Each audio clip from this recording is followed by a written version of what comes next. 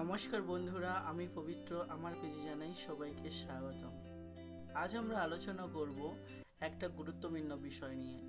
গ্রামগঞ্জের মানুষেরা অনেক সময় এই প্রবলেমের সম্মুখীন হয়।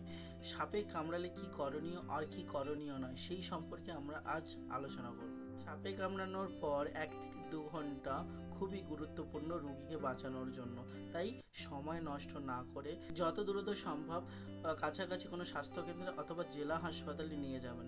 তাতে রোগী বাঁচার সম্ভাবনা 99% হয়ে থাকে। সাপে কাটলে কি কি করণীয় আর কি কি করণীয় নয়, সেই বিষয়ে আজ আলোচনা করব। সাপে কাটা রোগীকে আশ্বস্ত করা, আতঙ্কিত না করা। আতঙ্কিত হলে হার্ট ফেল হওয়ার সম্ভাবনা অনেক বেশি থাকে।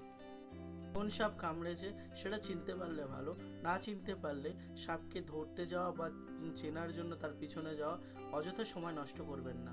সাপে কাটা রোগীর গায়ে যদি কোনো চেন বা আংটি বা ব্রেসলেট বা তাবিজ থেকে থাকে, সেগুলোকে প্রথম অবস্থাতে খুলে দেওয়া।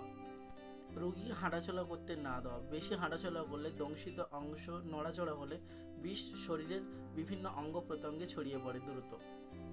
যে অংশে সাপে কামড়েছে তার ঠিক ওপরে দড়ি দিয়ে টাই করা, ঠিক 1 আঙুল এতটা ফাঁকা রেখে টাই করে দেওয়া, যাতে বিষ যেন ওপরের দিকে না যেতে পারে।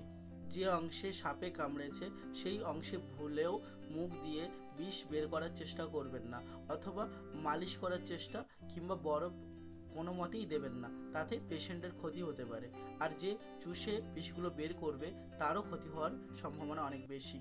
কোনো অবস্থাতেই কবিরাজ কিংবা ওঝার কাছে গিয়ে আপনার মূল্যবান সময় নষ্ট করবেন না। ওঝা কিংবা কবিরাজ কখনোই বিষ নামাতে পারে না। রোগীর শরীরে সাপের দাঁতের চিহ্ন দেখে সাপটি বিষধর কি বিষধর নয় তা নিয়ে বিবেচনা করবেন না। যত দ্রুত সম্ভব রোগীটিকে হাসপাতালে নিয়ে যান। Thank you.